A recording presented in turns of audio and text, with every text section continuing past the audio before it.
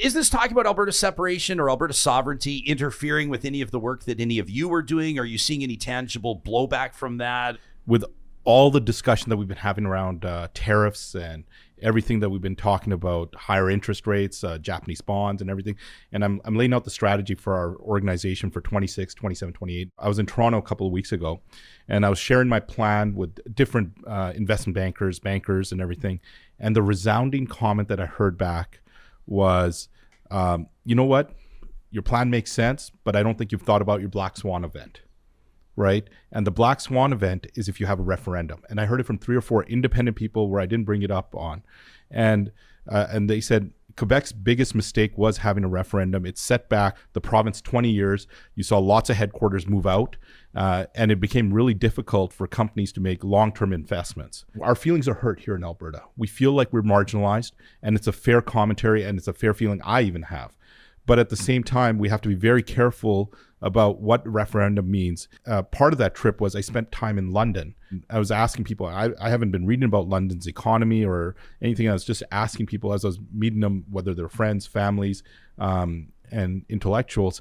And they said the biggest challenge for London or England is Brexit, right? And today. And so I don't know if we truly understand what we're talking about. And when I say we, I mean even me.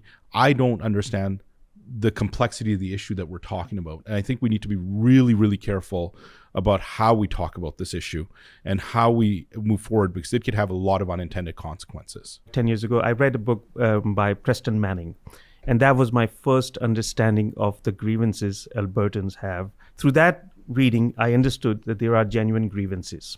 I would articulate those to the rest of Canada in a more friendly and meaningful way. I think people do not understand why Albertans feel frustrated when they can be more productive and can contribute to Canada's wealth a lot more, but then they are sort of landlocked and policy locked from benefiting from the wealth and that lies under their feet.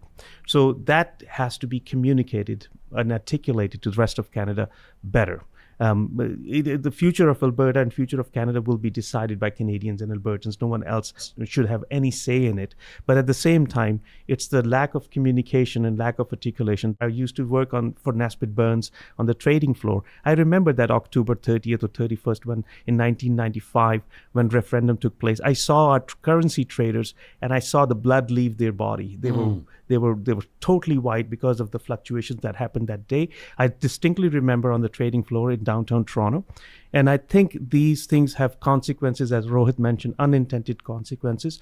So we should actually learn to speak. You know, we're talking about removing trade barriers between provinces. We should also try to remove the understanding barriers between provinces. People do not understand Alberta, or people in Toronto do not understand Quebec. There has to be a greater understanding, aspiration, and celebration of diversity of cultures and economies and economic bases in Canada. I haven't seen that. I hope this new government and the governments, provincial governments, take upon themselves to celebrate the diversity and try to help each other understand better.